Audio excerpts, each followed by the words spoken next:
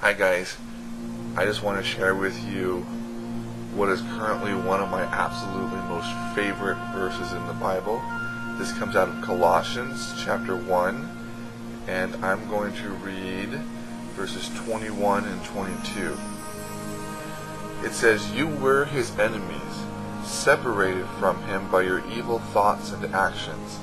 Yet now he has reconciled you to himself through the death of Christ in his physical body.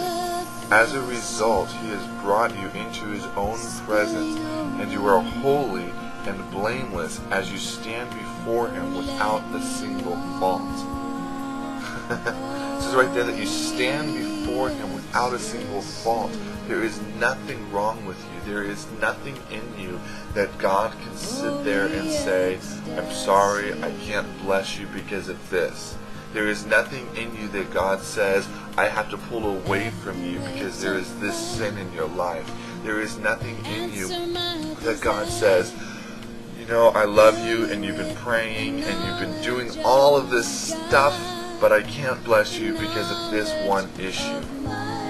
God says here that you stand before him without a single fault. And you see, it's not because of anything that you've done. It's not because of any good thing that you've done. It's not because of anything bad that you've done. It is because of what Christ has done. And it says that it is because yet now he has reconciled you to himself through the death of Christ in his physical body. And that's not just your salvation however many years ago or however many months ago or weeks ago.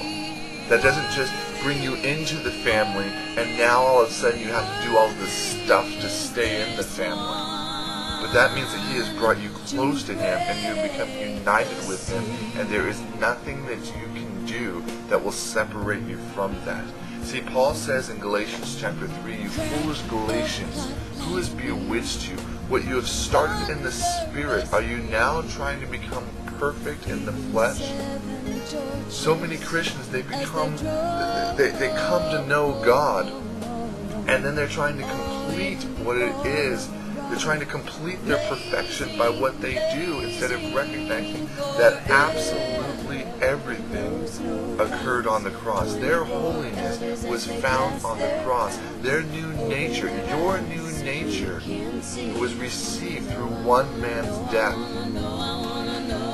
Let me say it this way.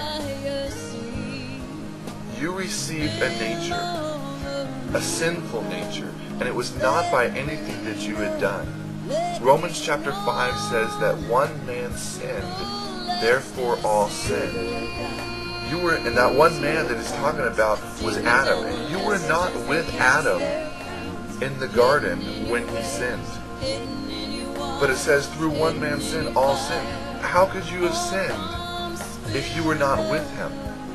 It was his act that separated him from God, that separated humanity from God. And because humanity is now separated from God, everyone has received this nature, whether they did anything or not. You could have been born and not done anything wrong, but you would still possess this sinful nature simply because of what you were born into. It is not by your own works that you receive that nature. Well, in the same likeness, you received a righteous nature. It was through one man's obedience, through one man's death, through one man's sacrifice and obedience to God, that now all people have received this righteous nature, not through anything that you've done, not through anything that you will do. And if you receive this righteous nature through one man's obedience and not of anything that you've done, then it makes sense. There's nothing that you can do to bring you out of this righteous nature. It was his sacrifice. It was his doing. It is what he brought you into. So you stand before God right now, righteous. Right now, you stand before him holy. Right now, you stand before him without a single fault. Right now, there is nothing that you have done. There is nothing that you can do to bring you out of that blessing. So be blessed.